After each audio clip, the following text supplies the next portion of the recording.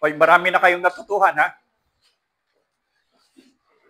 Actually, ngayon, ang pag-aaralan natin, supposed to be, gusto ko sanang turuan kayo ng doctrine, pero doon sa urgency of time, merong mga dapat na unahin. So ngayon, gusto kong unahin, dapat ito yung doctrine ng Kristiyano, unahin ko, pero ang gawin ko na lang itong tamang paraan ng kaligtasan. Okay, pahabol muna doon sa lecture ko kanina. Ang haba-haba na, yung pala ay kulang lang ng isang oras. Pero parang, parang dumaan lang, Nainig ba kayo doon sa mensahe kanina tungkol sa 666? Hindi tayo. Hindi, Papa-enjoy, Ngayon, sabi nung isang nakadilaw na yon, meron daw siyang alam na, Latin. May pa-Latin-Latin ka pa, ha? Okay, ganito yon. Alam na niya daw noong una yon, Latin-Latin eh. Ano nga yung Latin na yon? Kasi ganito yan. Ito, hindi to kasama doon sa introduction lang ito. Doon sa 666 kasi, aside from yung Pope na nakita natin, na siya yung 666 talaga, si Pope Francis the first, ang siyang naging kasunod doon sa 1. Dahil sa 665, So, nagtugma siya ng 666. Pero kahit saan mo daanin, talagang babagsak at babagsak sa kanila ito, sa Pope. Bakit? Yung corona ng Pope, alam niyo yun? Ang ginagamit nila ngayon yung tiara. Yung tiara na ginagamit lang ngayon, yung parang sisda. Yun yung head, yun yung si Dagon, yung sa Babylonian god, si Dagon, yun ay fish god. Kaya yung suot nila na gano'n, yun ay ginagamit noong mga pari ni Dagon noong araw sapagkat yun ay ulo ng isda. Kaya nakita niyo may biyak sa gina. Actually, yung sa bishop na tinatawag niya na bishop na gano'n, yun ay ulo ng isda. Kasi si Dagon is sa Babylonian deity, siya yung Diyos ng Babylonian, si Dagon, ang kanyang representation ay fish god siya. So yung mga pope na yon, so makikita ninyo, nasabi ko sa inyo, way back pa doon sa Babylon, yung mga gawain ng Babylon hanggang ngayon nag-exist. Kaya kita niyo yung sombrero ng pope ngayon na tiara, that is ulo ng isda yan. Yan yung sombrero ng pari ni Dagon. So from time ng Babylon hanggang ngayon doon sa Rome, the same pa rin ang ginagamit ng mga pope yung paring sombrero ni Dagon. So way back pa yon doon sa Babylonian Empire. Ngayon, doon sa sombrero na yon, aside from the tiara, gumagamit din sila ng crown, yung corona ng Pope. At yung corona ng Pope ay mayroong 3 suson. For land, heaven, and hell. Yun yung level na yon. Doon sa sombrero na yon, tingnan nyo nga kung may makita kayo dyan sa inyong Google. I-Google nyo. Tingnan nyo nga kung makita nyo yung sombrero ng Pope. Tingnan natin kung anong itsura. At tingnan din ninyo kung ano yung nakasulat doon sa sombrero na yon o sa crown na yon. Tapos meron akong isa pang pangalan, masasyak talaga kayo. Hindi nyo akalain na ganun din pala yon. May tanong ako. Huwag muna. Huwag.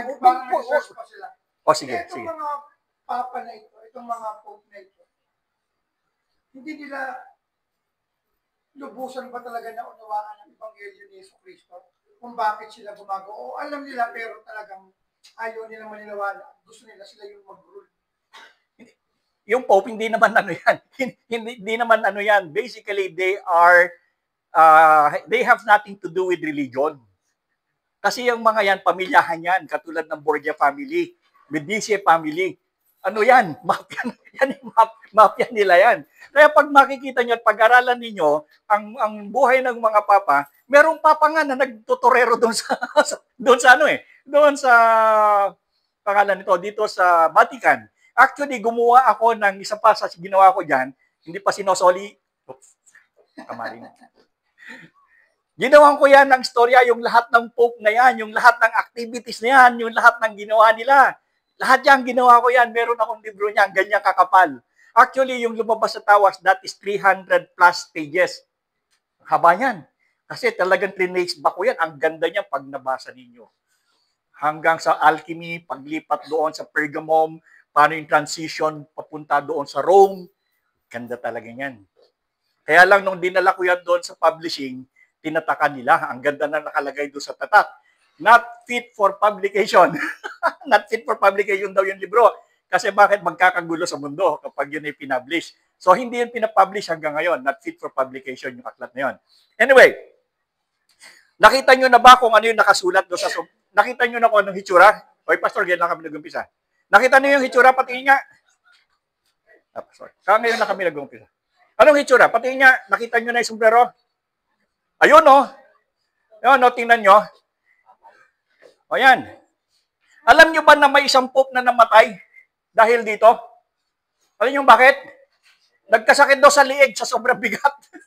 Sa kasusuot ng kasusuot, nagkaroon ng problema doon. Tingnan nyo kung gaano karaming dito. Now, when you compare it doon sa crown, sa corona ni Jesus Christ, yung corona ni Jesus Christ, tinik. Di ba? Yung corona ni Jesus Christ, tinik. Pero yung corona nung kahalili niya, di ba, kahalili yun eh. Yung kahalili niya, may mga diamond pa eh. Di ba? Ang daming kwan. Bakit ganon? Dapat tinik-tinik din yung nilalagay nila sa ulo nila. Di ba? Pag ikaw yung ano, dahil kahalili ka, gagawa tayo ng tinik yun ang isasaksak. Sino gusto yung maging kahalili dito ni Jesus Christ? Gagawa kami ng tinik, lalagay namin sa ulo nyo. Hindi tusok-tusok kayo nun, di ba? Sakit yun eh. Anyway, so ang nakasulat dyan ay, ano? Ayaw makisama nito.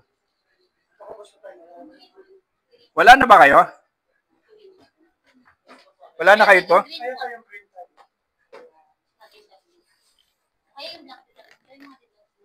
Duterte. Verde, oh, to. Verde. Duterte. Verde kasi.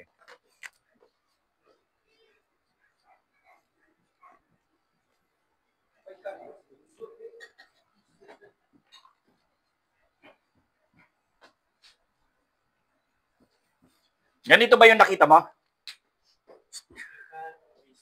Ganun yung nakita mo? Game of Thrones? Game of Thrones! Okay. Vicaribs Felidae. Yun yung nakasulat doon sa corona ng Pope. Nakita nyo? Nabasa nyo?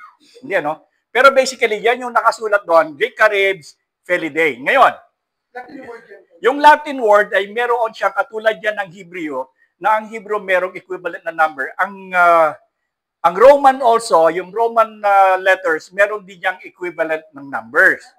Sige. Now, tingnan natin kung ano ang equivalent ng Vicaribs Felidae. Ibig sabihin ng Vicaribs Felidae ay kahalili ng Diyos. Di ba? So, nilagay nila sa corona nila, ang ibig sabihin, yung nagsusuot nun, kahalili ng Diyos. Vicaribs Felidae. Kahalili siya ng Diyos. Kaya nga sabi ko sa inyo, hindi antay. Ang ibig sabihin ng antay doon is kahalili. Vicaribs Felidae.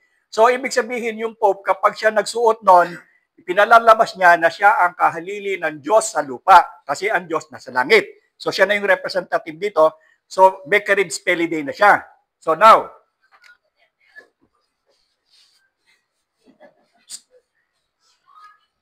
masyadong may pahala tayong Duterte. Mahuhuli tayo dyan. Kami nga. V. Ilan? Anong grade kayo natuto nito? To.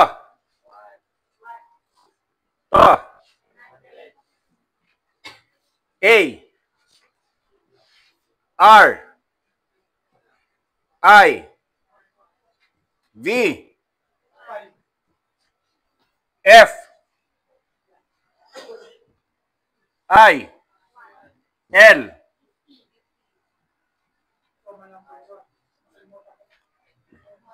One. D. 300. 300. Only 300. Hindi ako nakikipagtalo sa inyo. E. Ako rin na nagwagi, ano. Ako ngayon, nilagyan ko. Siyempre, nagagawa. Ako teacher nyo, marunong pa kayo sa akin. Tapos, 1. So, meron tayong 500. Meron tayong 1. Meron tayong 1, Meron tayong 50, may 1, 1, may 5, may 1, may 100, may 1, may 5. Ilan? Ilan?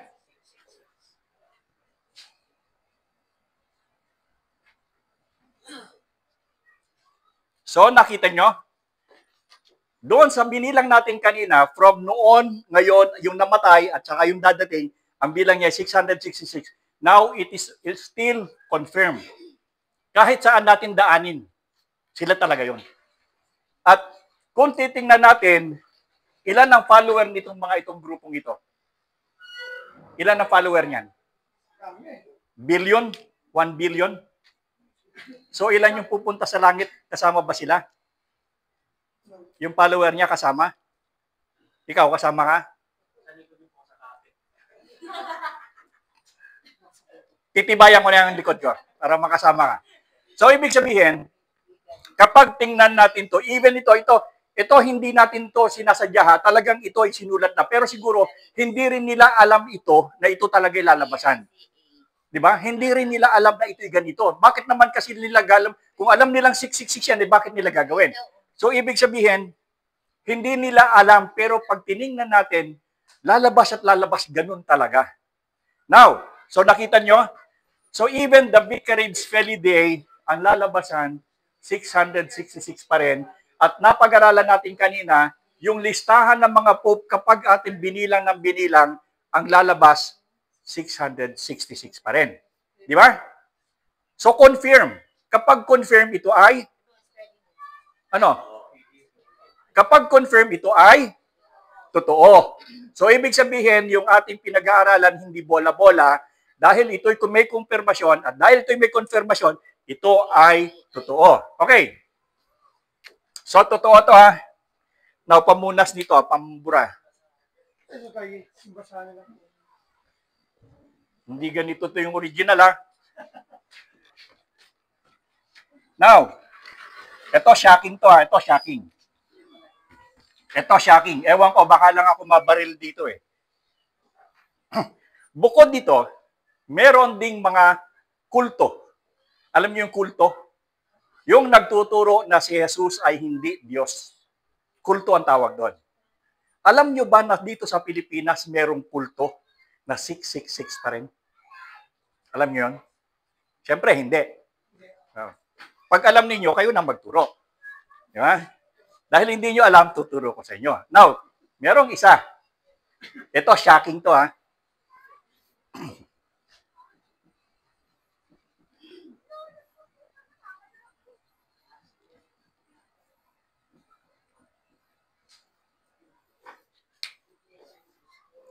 Alam niyo ba na 666 yan? Alam niyo? Hindi ano? Gawin natin ganito. Dahilan sa ito ay Romano. Roman name yan, di ba? Ito ay Tagalog. Now, i-translate natin ito sa English. Ano to sa English? Win. Now, Roman, English, hindi pa rin pareho. Di ba? So, dahil ito'y Roman, i-translate natin ang win sa Roman. Tama? Okay.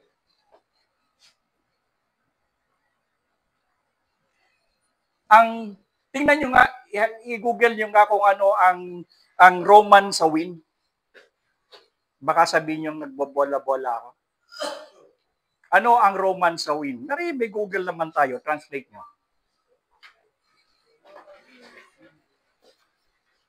Ano? Vincedora. Tama? Vincedora. Ang counterpart ng win sa Roman. Vincedora. So lalabas ito, Roman to Roman, ito ay magiging Vincedora.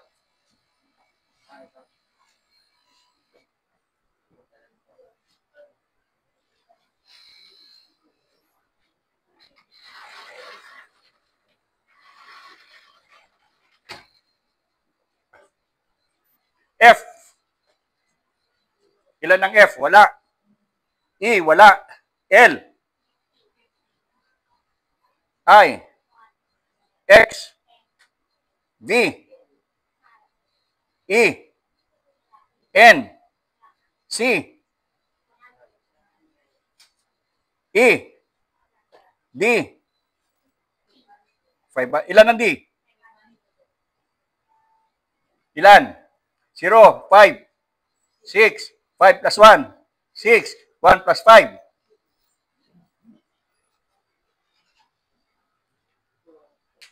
Nagmamayabang sila. Silang pupunta sa langit. Pero pag matalino ka, dinicipher mo kung sino sila, yung inaaway nila na Roman Catholic, pare-pareho lang sila. So minus na yung Catholic sa pupunta sa langit, i-minus natin sila, o konti na lang. Di ba? Konti na lang. Yung Mormon, hindi rin pwedeng pumunta sa langit yun. Alam mo bakit? Kasi si Jesus Christ daw at saka si Satanas magkapatid. So, eliminate na naman sila kasi hindi po pwede yun. So, in other words, maraming tao ang nag-i-exist sa realm ng Christianity, akala nila tama yung tinuturo nila, pero pag iyong talagang inimbestigahan at kinuwenta mo yung ano pangalan nila, lalabas at lalabas, hindi pa rin sila tama.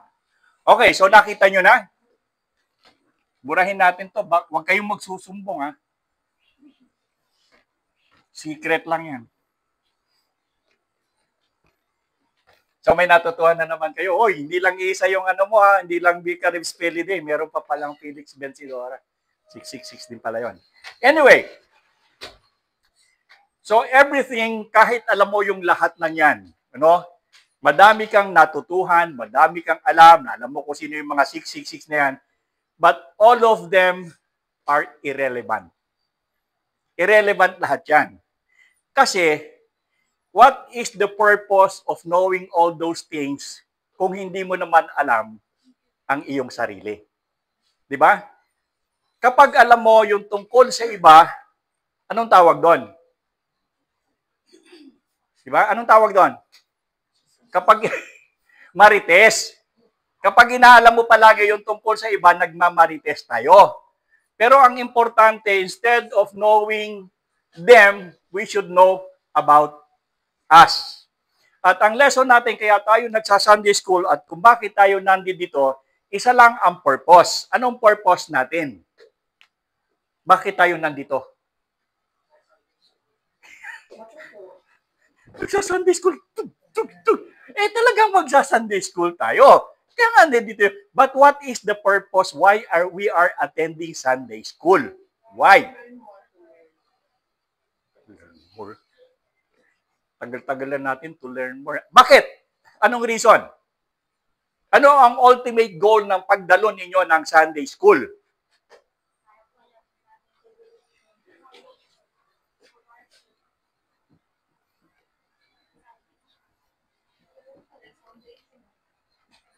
Ito ang ultimate na pinupunta nyo sa simbahan.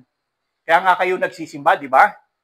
Dahil gusto mong, pag nag-rapture, makikibitin ka na lang. Hindi ba? So the ultimate reason why we attend church is because we have an intention that when we die, or dumating ang Panginoon, ang absolute goal natin, tayo ay magkaroon ng kaligtasan. That is the basic system or the basic rule, the very reason why we are attending church. Bakit nagpupunta sa simbahan ng mga tao? Whether Roman Catholic Church, Iglesia ni Cristo, whatever. Bakit sila nag-attend ng church? Para maligtas. That is the purpose. Now, di ba apelyido ko to? Oh, si. Ano to English eh? Sa Kastila, ito, si. Alam niyo kapatid ko? Yung kapatid ko talagang hindi talagang maring hindi pupunta sa langit eh. Yung sinundan kong babae. Bakit? Anong pangalan nun? Ang pangalan niya ay Salvacion. Ang middle initial niya ay Salvacion. Ang apelyido niya ay Cruz. Ay pag lumampa, hindi pa naman naligtas yan. Ay ewan ko na lang. So, ang aking kapatid ay si Salvacion Cruz. Bakit naging Salvacion Cruz? Pakialamin kasi yung pare eh. Kasi dapat pangalan nun Maria Victoria. Ayaw ng paring Maria Victoria, kaya ginawa salvation, salvation. Anyway, so yun, talagang maganda yung kapatid ko, salvation, salvation cruz. Ngayon, Maria Victoria, kaya ang tawag namin sa kanya, Vic. Ngayon, ang nangyari, hindi nalagay yung Maria Victoria sa kanya, nilagay sa akin, Victor. Ayaw din na pare. So, Arnel ang pangalan ko. Ang pangit naman. Pero mo, pag kumuha ka ng NBI, laging hit. Murder, rape, trespassing, lahat na yata ng kaso meron ako. Alam niyo ba, pumupunta pa ako sa Tondo, hinahanap ko lang yung kapitan para patunayan na hindi ako yun. Every time, hit. Pakunin niyo ko NBI, hit na naman yan. Anyway, so the ultimate purpose kung bakit tayo nag-church is because of salvation. Now, saan nag-start ang salvation? Saan nag-uumpisa yan? Saan nag-uumpisa kaligtasan? Saan? Alam namin ni Kuya yun eh. Di ba, Kuya, pinag-aralan natin yan. Saan nagsisimula ang kaligtasan? Romans 10:17. Ika muna. Babasahin muna natin. Bilis mo eh. Romans 10:17. Ano sabi doon? Pakibasa.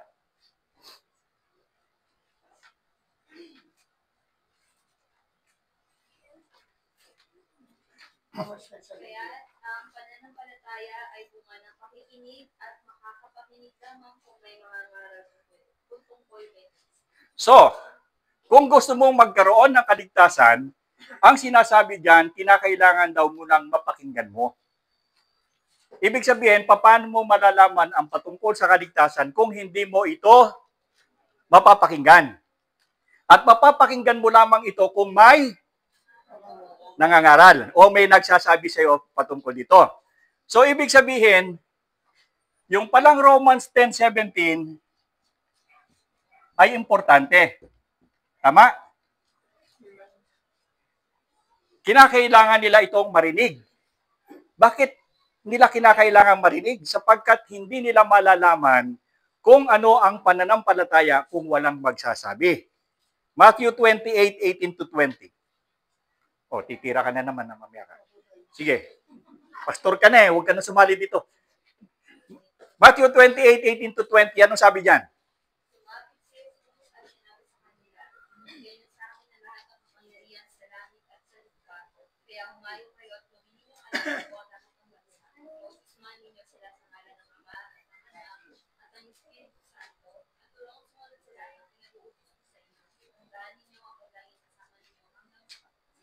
Okay. Di ba sinabi na ang pananampalataya ay nag-uumpisa sa pakikinig? At yung pakikinig na yan ay kinakailangang merong pupunta at magsasabi. That is the basic kung bakit sinabi ng Panginoon na kayo ay humayo. Di ba? Kung hindi kayo hahayo, paano nila mapapakinggan? Paano sila mananampalataya? Hindi ba? So, ang basic ng salvation is somebody has to go, at kapag yung isang yon ay lumakad, sasabihin niya, para pag ito'y napakinggan, siya ay mananampalataya. So, yun yung sistema. Go, listen, pagkatapos ay faith, at pag siya ay nanampalataya na, anong sabing kadugsong? Anong sabi? Anong kadugsong kapag siya ay nanampalataya na? Anong gagawin? Anong gagawin?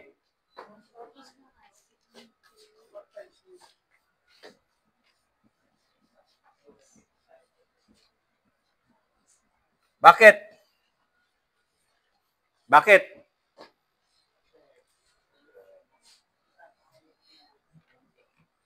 Bakit? Ilang klase ba ang pananampalataya? Ilan? May tunay at hindi tunay. Di ba? So yung pananampalataya mo, wala namang ibang nakakaalam diyan sa pananampalataya mo sapagkat yan ay personal. Di ba? Malay ko kung ano laman ng utak mo. Sinabi mong ako'y nananampalataya, anong pruweba ko? Di ba? So dahilan sa hindi ko alam kung totoo yung sinasabi mo o hindi, ang sinasabi ng Panginoon, kinakailangan nating magkaroon ng pruweba na tunay ang pananampalataya mo, na tama yung iyong pinakinggan at ikaw ay tumugon sa pakikinig, nagkaroon ka ng pananampalataya. Pero, papaano namin malalaman kung tunay ang pananampalataya mo? Tingnan nga muna yung Ephesians 2:89. Tingnan muna natin yan. Hoy, wag na ikaw, ha? Kanina ka pa. Kakadalwa ka na. Kuya, Ephesians 2:89.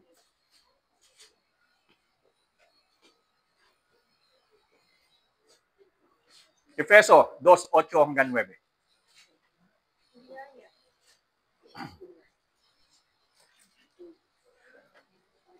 Pakibasa, kuya. Sapagkat dahil sa kagandahang loob ng Diyos, kayo ay naligtas sa pamamagitan ng pananampalataya.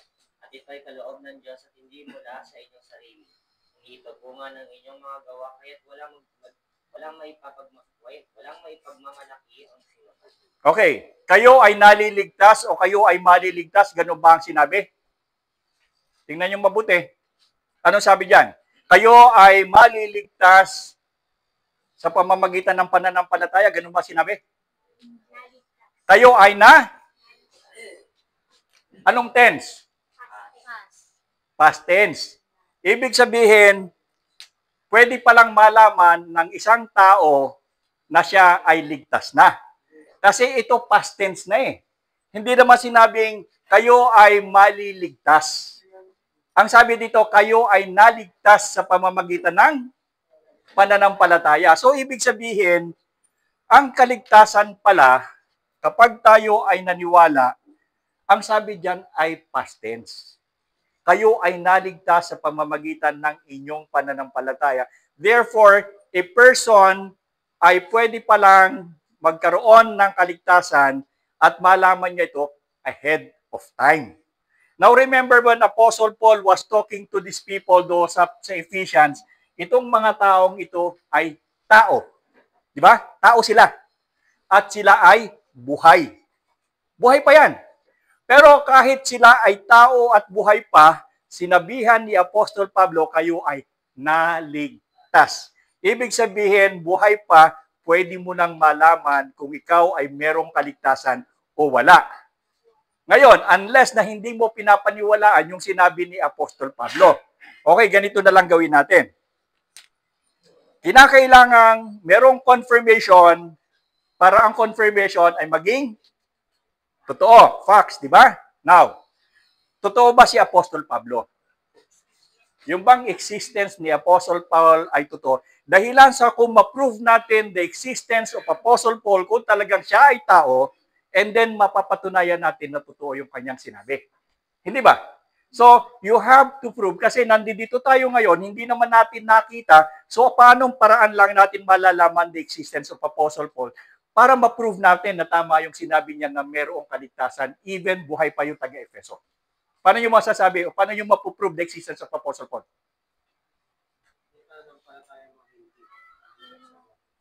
Oh, may pananampalataya, pero how do you prove the existence of Apostle Paul? History. Di ba? Kasaysayan. Ano ang kasaysayan?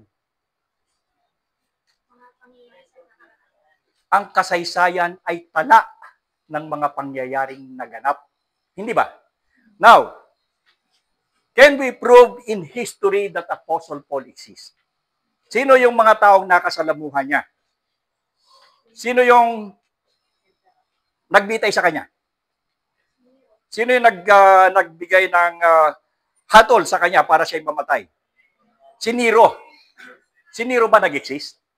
Yes.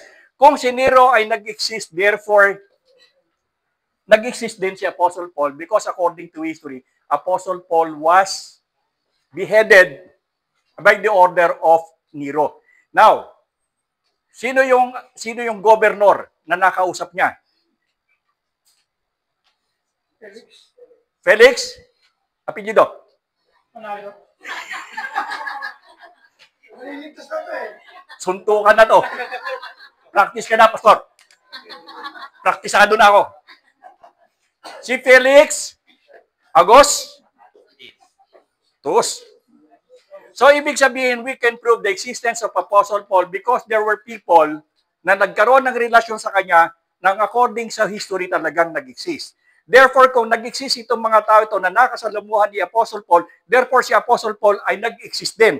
At dahil si Apostle Paul ay nag-exist din, ibig sabihin, tama yung sinabi niya. Kasi sinulatan niya itong mga to. Di ba? So, dahilan sa pakikinig, doon ka makakakuha ng pananampalataya, but you have to prove that your faith is not fake. Paano mo ngayon ipapakita kung talagang ikay nanampalataya sa Jesus bilang Panginoon ng buhay mo at tagapagligtas mo na hindi peke yung pananampalataya mo? How can you prove that? Sa pamamagitan ng bautismo. Kasi, how do you define baptism? Hoy, tatandaan nyo na rito, 25 anyos ka na rito. Baptism. Baptism. How would you define baptism?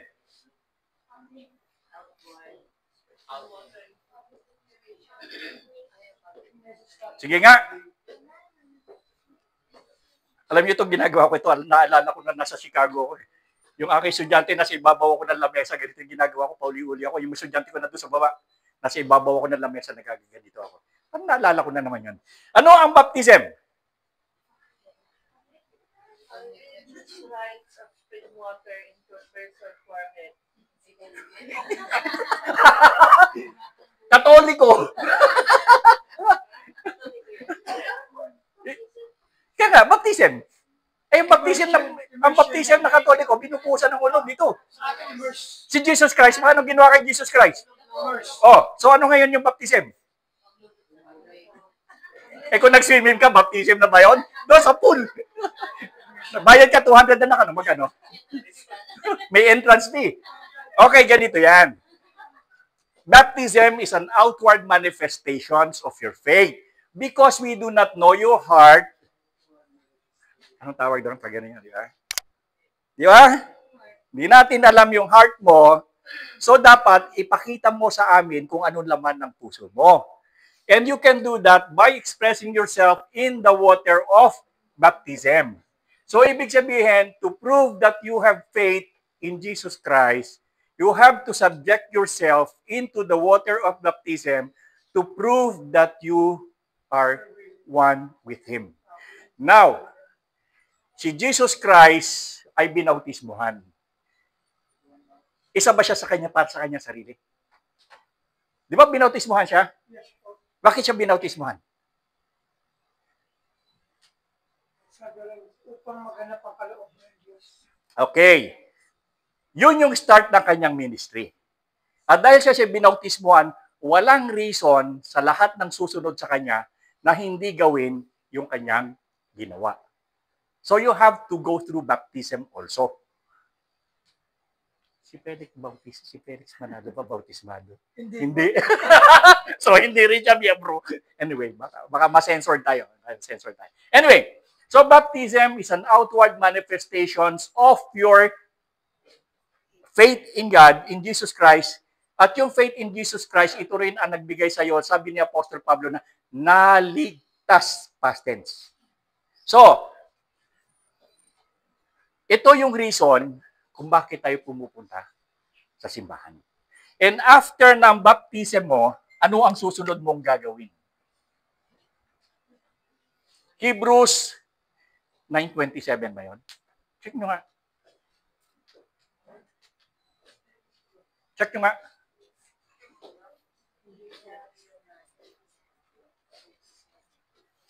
Pag mali ang kasalanan nyo. Pakicheck yun.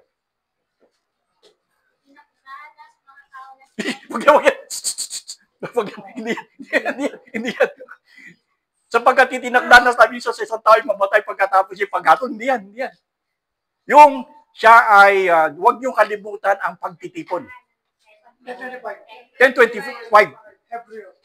Hebrews 10:25. Hebrews 10:25. Sinabi ko na sa inyo yun eh.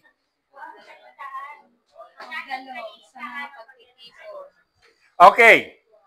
Pagkatapos mong mabautismuhan, ang sabi diyan, huwag mong kaligtaan ang pagtitipon. Bakit? Anong mangyayari pag kayo nagtitipon?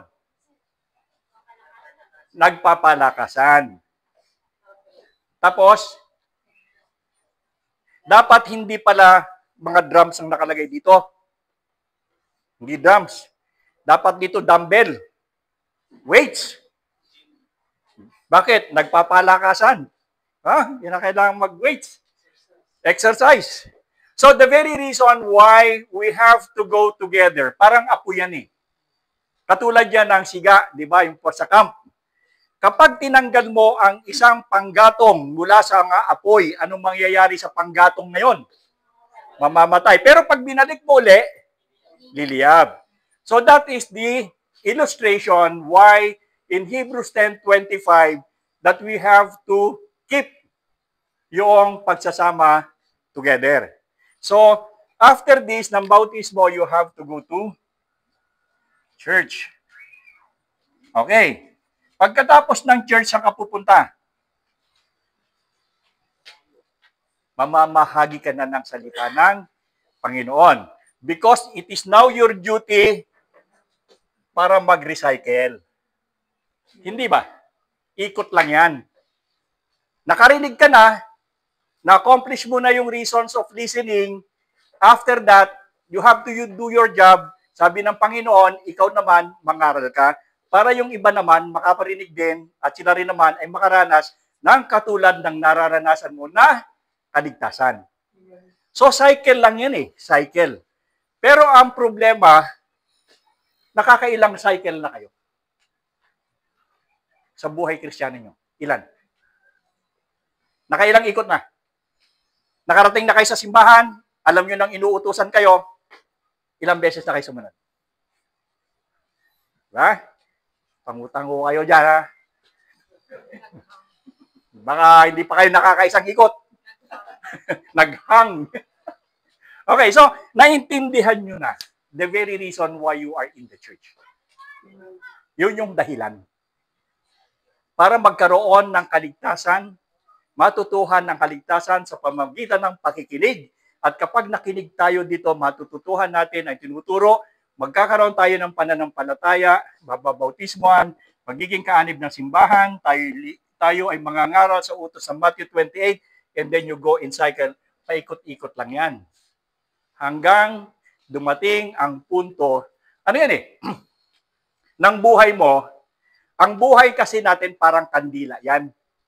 Diba? Alam niyo yung kandila? Yung kandila na wax ha, hindi yung kandila na mayroong kuryente. Kasi uso na yung kandila nakalagay dito, may filament. Hindi talaga nauubos yun. Pero yung kandila na wax, habang may sindihan, anong nangyayari? Natutunaw yan, nauubos, hanggang dumating sa punto na yan ay maubos at mamatay. Pero anong nangyari sa kanya? Anong nangyari sa kanya? Nagsilbi siya ng kanyang purpose na siya ay nagbigay ng liwanag until the end of his life. So Christians are also like candle. Maliban na lamang kung yung iyong kandila ay hindi nagliliyas, nagsisindi. Without light, defeated ang purpose. So, ang bawat Kristiyano ay katulad ng kandila na dapat may sindi at habang nagsisindi, ito'y nauubos until the end of life. At kung namatay man ito, naubos man ito, it serves the purpose. Diba? Eh kung nag-rapture, hanggang dito pa yung iyo, paano yun? Eh 25 taon ka ng Kristiyano. Tapos ang kandila mo ganyan pa rin. So, paano pag nag-rapture? Okay. Ibig sabihin, that is the reason why God has actually, when pinag-aralan natin tulip, di ba? Na merong doctrine of election. Not all people will know the Word of God. Hindi lahat. Merong mga piniling tao ang Diyos upang magkaroon ng kamalayan patungkol sa kaligtasan. Nandito kayo sa simbahan because God has chosen you. You belong to the elect for a purpose. Parang kandila, paubos hanggang kamatayan, nag-serve ng purpose. So, ganon. Okay na? Tawa kayo, ha? Tingiti kayo, ha? Parang naintindihan nyo, ha? Okay, question. Question.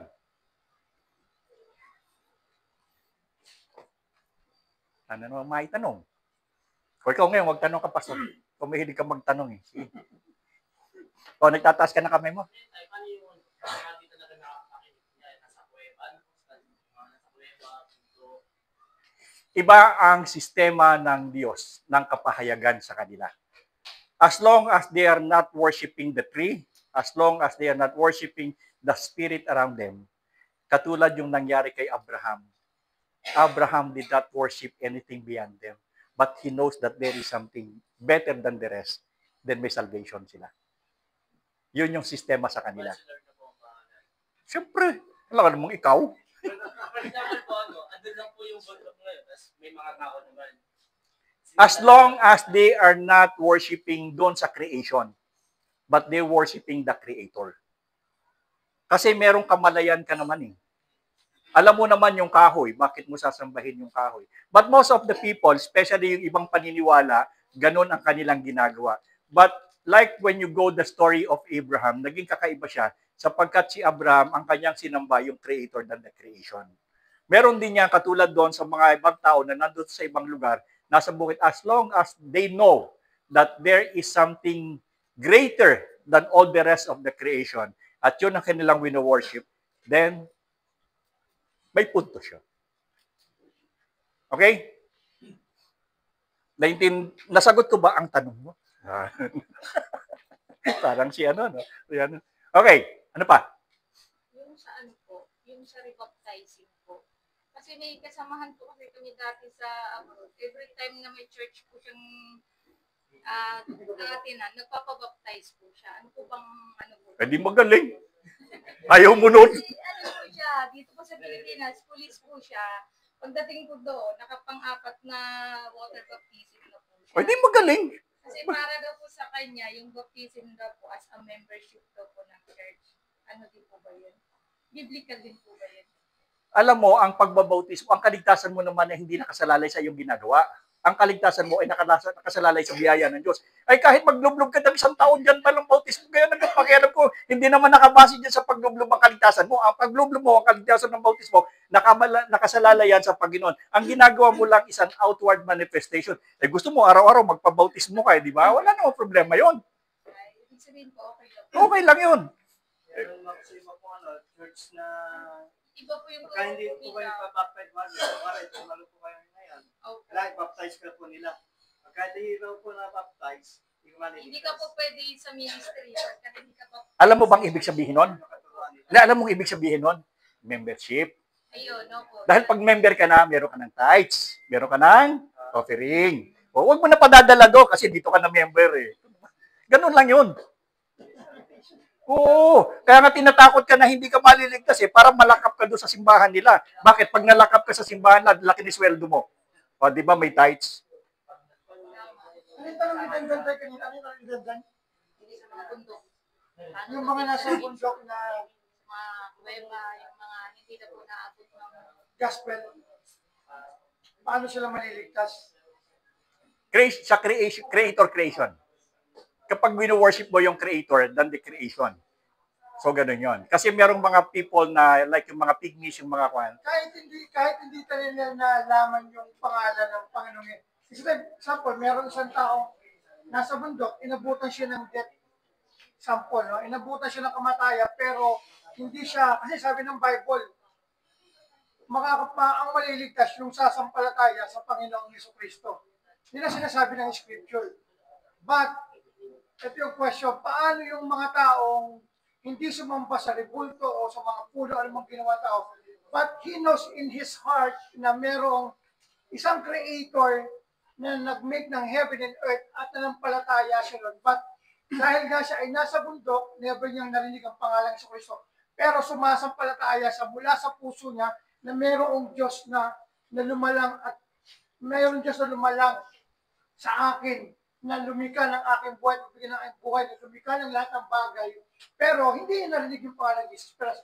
But sa puso niya, ina-acknowledge niya na walang ibang Diyos kundi yung Diyos na nasa langit. Ano ba yung nangyari kay Abraham? Exactly, Abraham. That's what happened to Abraham. Si Abraham, nandoon lahat sa paligid niya, sumasamba sa Diyos-Diyosa, lahat, with the exemption of Abraham. And God honored, inaring ganap ng Diyos, yung kanyang katwiran na hindi siya sasamba sa nilikha sapagkat alam niya na merong lumikha. And God honored yung kanyang standard. Parito yun ang i-depend natin. Pag sinabi, sabi ng Scripture, kailangan manampalataya kay Jesus. Kaya nga hindi yung sumasamba doon sa mga nandoon sa creation dahil alam niyang meron. So his faith is his understanding, yun yung faith niya na hindi yun. Kaya nga hindi siya sumasama eh. Pero tingin ko parang naniniwala rin siya. So parang, doon ka na, siyempre, andun na rin, although may distinction na God the Father, Son, and Spirit. Pero naniniwala pa rin, kasi si Lord na yun eh. Si Jesus na yun eh. In the beginning was the Word. Di ba?